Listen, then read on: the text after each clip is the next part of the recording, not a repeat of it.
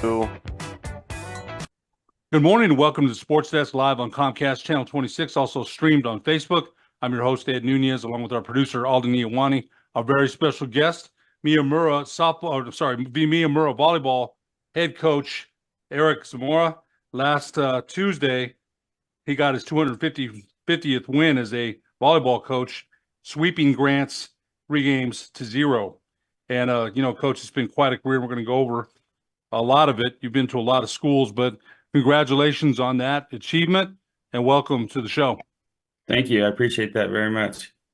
Coach, getting your 250th win, we've got your overall coaching record here is 250 wins versus 111 losses.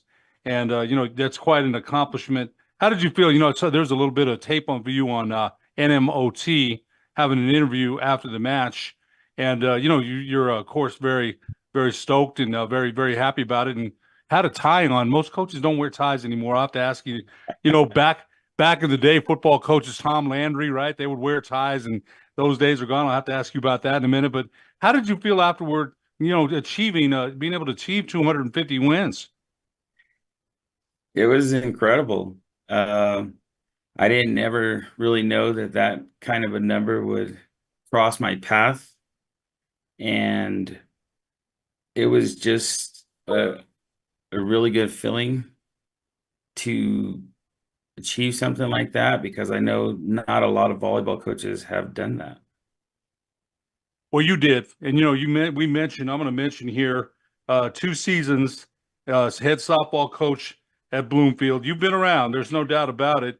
Assistant coach at Goddard, at Kirtland Central. At Bloomfield, you were the head coach over there, head volleyball coach, head coach at Kirtland Central, assistant at Goddard, head volleyball coach at Pewaukee from 2012 to 2013, assistant softball coach at Dexter, head volleyball coach at West Las Vegas, 2014 district champs and state qualifier, head volleyball coach at Valencia from 2015 to 2020, district champs and state qualifier. And at Miyamura, you were the JV volleyball coach from 2020 to 2022, 3-time district champs, and now you're the last year 2023 district champs and state qualifier. And that's a lot of stops, as we mentioned. Right. You've been to a lot of different schools, but talk a little bit about your early forays into coaching, starting at Goddard. You started there at Goddard. Talk a little bit about your early coaching career. Well, in my early coaching career at Goddard High School, I started there in 1999 and had a good friend of mine. His name was Bobby Bates, who was the head coach at the time. And we had worked together previously, and we were fortunate enough to win the state championships in 99, 2000, and 2001. And, we just had a really good thing going. And I mean, a lot of good kids coming through. I was in charge of the lower levels in the program, and you can see that, we had a good thing working, with each other, and we were able just to, kind of ride the wave of kids that were coming in. And of course, Goddard is the hotbed of volleyball down in the South. And so it was a really neat experience. And then after Bobby left, I ended up taking over in 2003. And, kept it going. I mean, another state championship appearance. Unfortunately, we ran into a really large St. Pius team at the time. But other than that, it was a fun ride.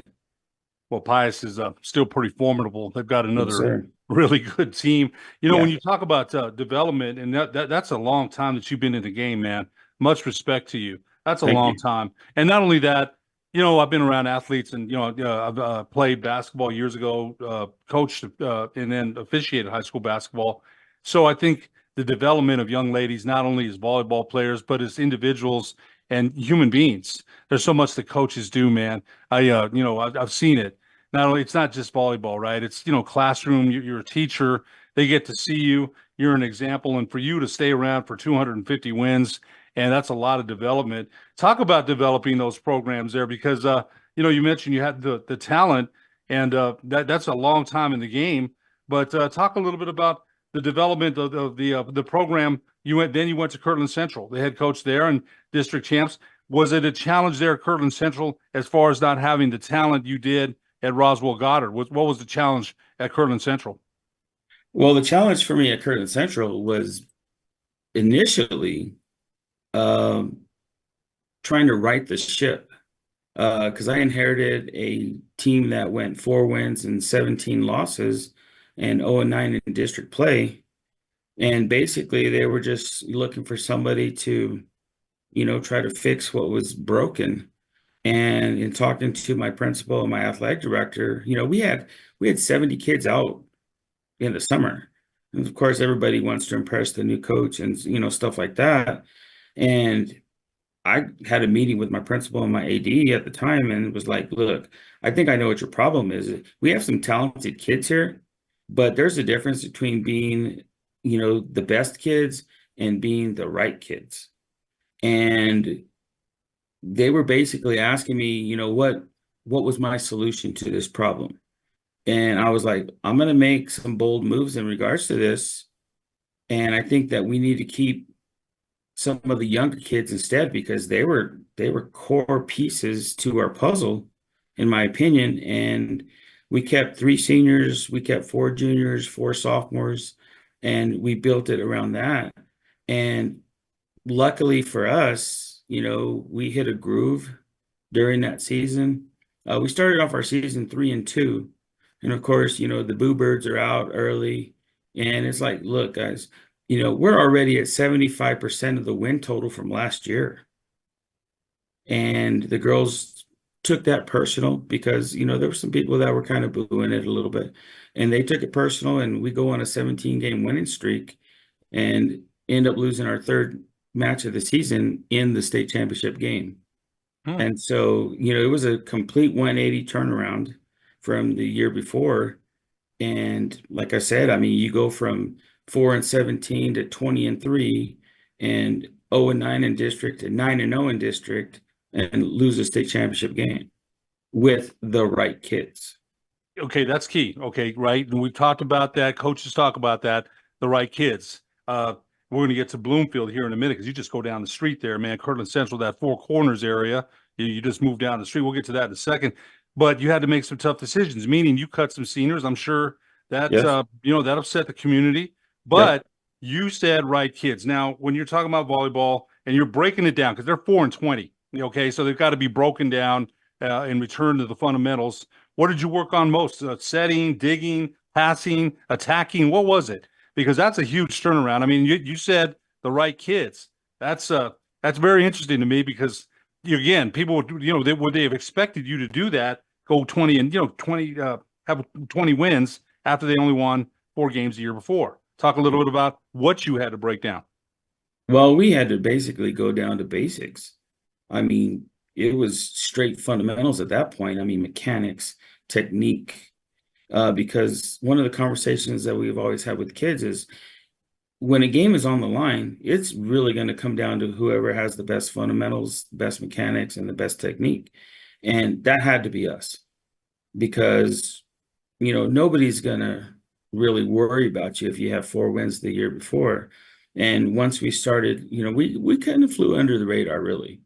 And then once, people knew that we were actually pretty good, it really did come down to the fundamentals, mechanics, things like that. We were very aggressive serving. We did a really good job of ace prevention and serve receive. We didn't let people have points that they normally have. We had to make sure that the ball was constantly going over the net. And, we allowed a lot of teams to make mistakes. Every drill that we did was an over the net drill. And it was really cool to see because, we had some pretty good hitters. We ended up developing those 4 sophomores, especially. They all turned into all-state players. And it was, again, the right kids. Their character was high. Their athleticism was high. And you literally build it around those younger kids. And you know what, Coach? When you get those kids, you want it lightning, and you want to catch it in a bottle, and you want those kind of kids. And you've had them, man. And okay, so then you move down the street to Bloomfield, man. And again, that's right in that Four Corners area. You moved to Bloomfield, and you're the volleyball coach there. 1 year, district champs, state tournament qualifier. And then you're also the head coach in softball. And won a 2-time state softball championships. Talk a little bit about the move to Bloomfield, because that's again right down the street there. Did that cause any hard feelings with people at Kirtland Central? You know what? It did initially. It really did. The move itself happened because, one, I was already living in Farmington. Two, my principal from Kirtland Central had moved to Bloomfield, and he needed a volleyball coach. The volleyball program at Bloomfield had not won a district championship in over 10 years. The softball coach at the time was getting ready to leave. And he was like, look, he goes, if you come over here and work for me again, he goes, I'll give you the head volleyball coaching job and the head softball coaching job. And I was like, all right, sounds, like a winner to me. And so that's kind of what spurred it. And right away, I mean, we start producing in volleyball. We win the district championships and, of course, qualify for the state tournament. And softball is softball in that part of the world. I mean, you know how hot and heavy it is over there. Big time. Big time. And we go, you're playing against good teams every day in Farmington, Piedra Vista, so on and so forth. And we had some ringers on that softball team, and it was pretty easy to, continue that trend with them. I'm a softball guy as well. And so it was really easy. They did all the heavy lifting. I just kind of micromanaged all the little nuts and bolts of it, but they did all the lifting. It was pretty easy to do. They hadn't had any success though in volleyball there in a long time. You mentioned that, and you came in and turned that around to district champs and state tournament qualifier. And there's got to be the coaching program you believe in, as you mentioned, the fundamentals, the passing, the attacking, the over the net drills, over and over, repetitive. And it made a difference, obviously, where you went, because the team it's proofs in the pudding, they say. And 4-20 to 20 wins, and then a team that had never won a district championship won a district championship. So I think a lot of credit, and you just got your 250th win. That's amazing. And again, going over to softball, that part there too. You mentioned there's some good teams in that Four Corners area. There really is. Yes. So you went to Pewaukee after that, and you were the head volleyball coach at Christmas break, and for 5 seasons. No, I was only there for a year and a half. That was when Brian Ainsworth was the one that was at Pewaukee previous. I remember him. Coach, we're going to take a real quick break here, and we come back. We'll talk more about your coaching career and this year's editions of the Miyamura Patriots volleyball team after these messages on the sports desk. Yes, sir.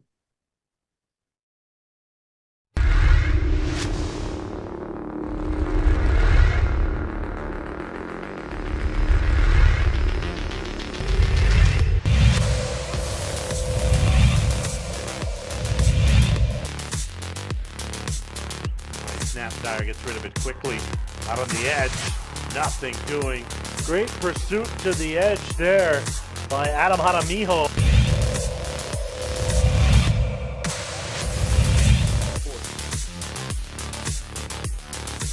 Woods takes the snap. Running out right, he's got some room. He crosses the 40, across the 50. Will Flakes run him down? He will, but a big gain for the quarterback, Jaden Woods, taken down to near the 20.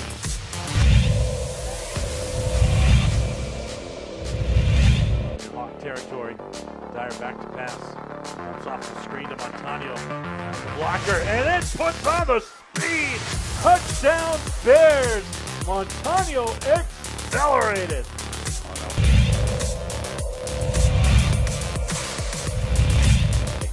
Kickoff weekend here in the land of enchantment, 4th and 8. Dropping back, Moreno. He has a man wide open, and that's going to be a first down and more. It's a touchdown from the 22-yard line.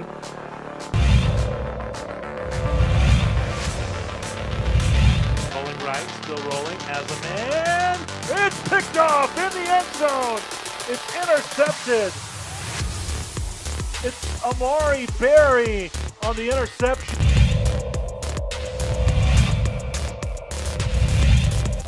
All the way having a long 20-plus yard gain. He gets the carry there. He's across the 50. He's got some space. Makes a man miss. Across the 40. All the way. It's going to go all the way to the end zone for a touchdown. Yeah. But I'm not the one having to throw these balls as Jaleel Lewis knocks one through, and then rushing through is the veteran Harris for a touchdown. Joey Harris from the 45-yard line. It's a 55-yard touchdown as Joey Harris. Different quarterbacks for West Mesa today. Galetti's going to take the correct snap. He's got some room across the 40, breaks a tackle. Can St. Pius reach him? Cale Cox-Liggins tries to shove him out, but it's a touchdown. West Mesa. Ronnie Galetti.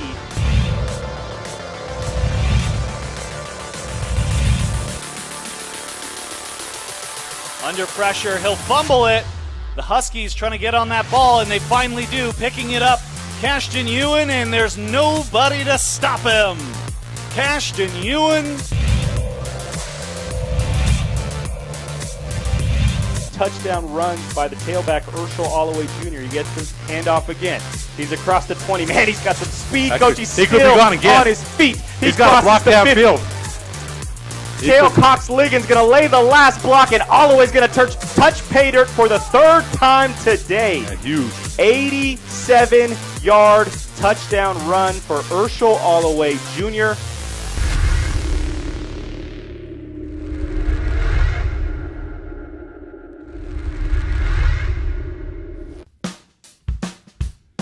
Well, I'm going to the frontier, walking to the cashier, order up a root beer and a number one. Cover it with green stuff, one scoop is not enough. Find a booth is real tough, back by the Duke. Meet my family, meet my friends in the quirkiest restaurant I have ever been. All of Albuquerque's favorite spot, it's the Frontier Restaurant.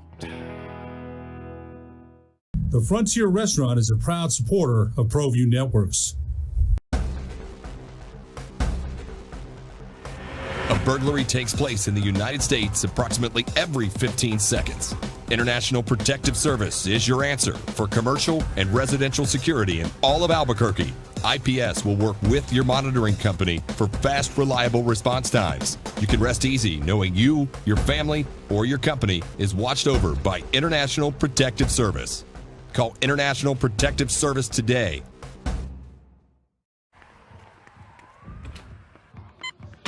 These are more than just the sounds of a safe place to go after school. These are the sounds of interest being ignited and of mentors making an impact. At Boys and Girls Clubs, we don't do just one thing. We do whatever it takes to meet the needs of every kid who comes through those doors. Because whatever it takes is what it takes to build great futures. Great futures start here.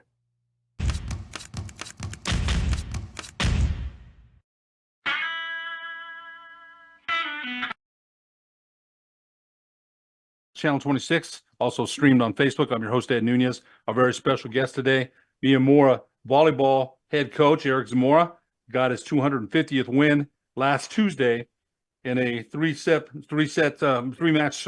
sweep against Grants.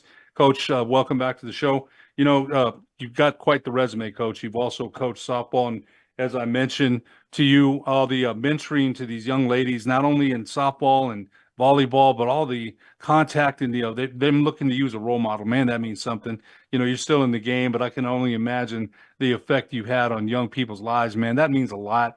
More than the 250 wins, which is an achievement in itself, but just the effect, right? The young ladies will never forget you for coaching and mentoring and teaching. Those got to mean something. Yes, sir, it does. You know, and that's the plan. I value my relationships with my kids because those are the things that will stand the test of time. Somebody asked me a long time ago, you know, how do you know that you make a difference, you know, in a kid? And a lot of times you really don't find out till 5, 10, sometimes 15, 20 years down the road. Like, for example, this weekend, a kid that I coached at Kirtland back in 2005. Her mom messaged me and said, "Hey, April wants you to be at her wedding." And I was like, "Whoa." So I was like, that's powerful. When you get invited to weddings, baptisms, things like that, random text messages or, Facebook Messenger messages, things like that. "Hey, coach, I got a problem. I need your help with this. You've always been pretty good at stuff like that. Help me out." Absolutely. Those are things, kids going on to careers. I've got three former players that are doctors. I've got a bunch of nurses. Uh, I got a kid that I coached at Kirtland who's the first female Navajo engineer and was working at NASA for a bit. Uh, One of my former players is a lead journalist in Washington, D.C.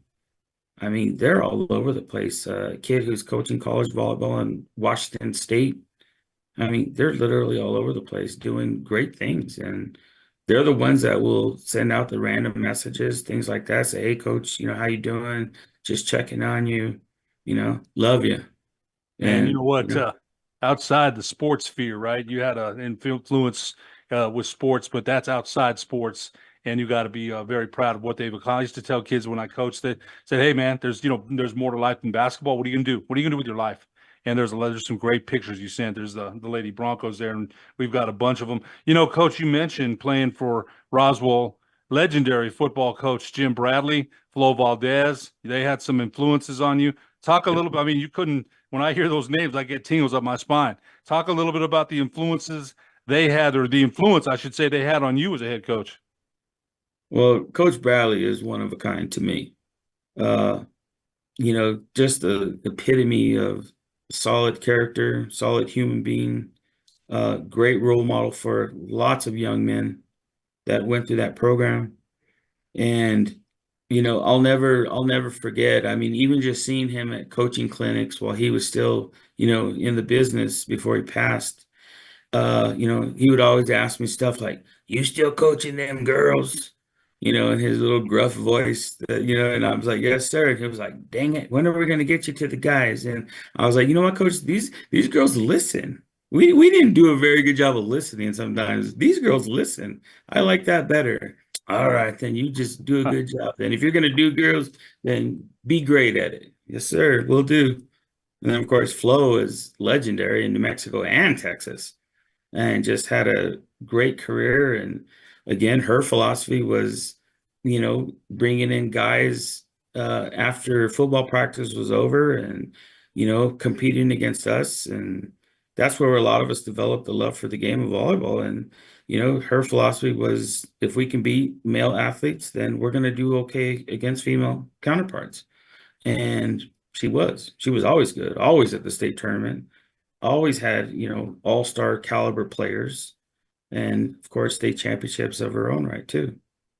Those are two great legendary influences on you and your career. I can just hear Coach Bradley, those older coaches. Coach Gentry was like that here at Highland. I didn't play football as a basketball player, but Coach Gentry, was was one of those kind of gruff guys. But you knew he cared, right? And anytime Coach Absolutely. Bradley comes around and asks you something, and you played for him, and the guy's one of the legendary football coaches in New Mexico history. Anytime he says something, you're like, you're standing at attention. That's the kind of respect. But I think that probably coaches that branched off from you too. You've influenced a lot of coaches, a lot of young people. We mentioned that, but coaching, you got a coaching tree. I'm sure that you've influenced. Coach, you went to Pewaukee, and then you went to Dexter, state championship there as an assistant softball coach. Then you went to West Las Vegas, head volleyball coach, district champ, state qualifier. Valencia 5 years, district champions, state qualifier. Now you're at Miyamura. You talk a little bit about Valencia because that was a program that was, kind of in its infancy there as well. And, Right. You were able to build that program up, and just great pictures there, Coach, 200th victory that you had many moons ago. But talk a little bit about that, the development at Valencia and how you turn the program around. Well, I mean, again, it was just, kids buying in, the help of parents. I'm gonna tell you right now, when your parents buy into what's going on, that helps immensely because it's not just about their daughters. I mean, parents have to do their part as well. Because I mean, it's a cliche, but it really does take a village to raise these kids. And I had a lot of help. I really did. The cool part about being at Valencia was I got to coach with my son, who had just graduated from UNM. And he was like, Dad, I want to coach with you. And I was like, man, all right, let's do it. So, we did it, and it was neat. It was neat. It was fun. It was a good run. And, I thought I was going to step away from volleyball because, I thought I was at the end of it. And then, of course, Miyamura comes calling, and here we go again. It's it must have been a great experience in coaching with your son. There's probably nothing like it. Is he still coaching? No, he's living in Austin, and he attends UT Austin. Okay. You never know what he might do later. But if you look at the stops, right? Goddard in Roswell, Kirtland Central, Bloomfield, Milwaukee up north, Dexter, West Las Vegas up north, Valencia over here by Los Lunas, and then Gallup. So that's man, if anybody's made the trek around the state as far as coaching volleyball, talk a little bit about that. Coach, a lot of that a lot of coaches have made the stops that you have, but how did that help your career? I mean, you've been to a lot of different schools, a lot of different administrators, a lot of different athletic directors, a lot of different towns that have different feelings about different things as far as athletics. Talk a little bit about how that's helped your career. Well, I think the biggest thing for me is this. I just like the challenge. Goddard had an established program already, and, it was basically the challenge of, keep it rolling, which, we were able to do as players and staff. And then, of course, Kirtland Central, a 4-win team. What can I do to help them turn that thing around? And it was a challenge. And, you figure out things along the way, and next thing you know, you're playing in a state championship game.